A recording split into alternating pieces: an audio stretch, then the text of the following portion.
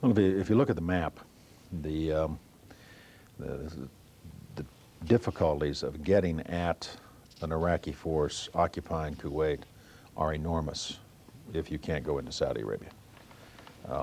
You can, to the north, of course, there's Turkey with a border with northern Iraq, but you'd have to go all the way through Turkey and difficult mountainous terrain, and then all the way down to attack Iraq from the north.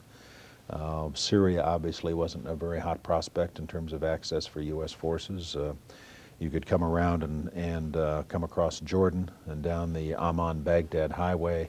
But again, that would require the approval of the Jordanians, a difficult area to get into, a complicated problem. If you're going to launch direct military action, you're really limited into Kuwait City to landing over the beach into Kuwait City out of the Gulf. And that is always a difficult and a dangerous and a very expensive proposition. We could have done it. We launched those kinds of campaigns in World War II and then in Korea. But it is extremely costly in terms of casualties. It's also very costly in terms of whatever it is you're attacking. My guess is if we'd had to do that, we probably would have ended up destroying Kuwait City, just the battle that would have occurred in that region. And of course, as it turned out, we were able to bypass all those Iraqi divisions that were in Kuwait City and go around the other way. There's something even more important, though, I think, about Saudi cooperation and the fact that we launched this joint venture.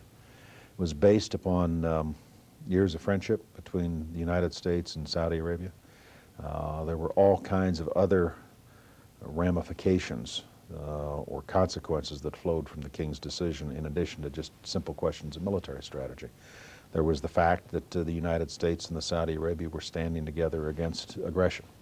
The fact that the King had signed off on this policy, I think, was instrumental in the support we received elsewhere in the Arab world. The fact that the Egyptians and the Syrians and so many others of the Gulf states were willing not only to be a part of the coalition, but to commit troops to the enterprise.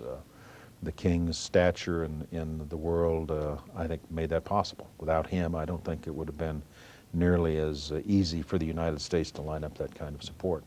The Arab League took a position in opposition to Saddam Hussein's invasion of Kuwait. It let us at the same time demonstrate that we were committed to come to the defense of our friends when they were in trouble and difficulty. So there were a lot of things that flowed out of that basic fundamental decision. If the King had not signed on, as he did, as George Bush's partner in this enterprise, then I think the circumstances would have may well have ended up radically different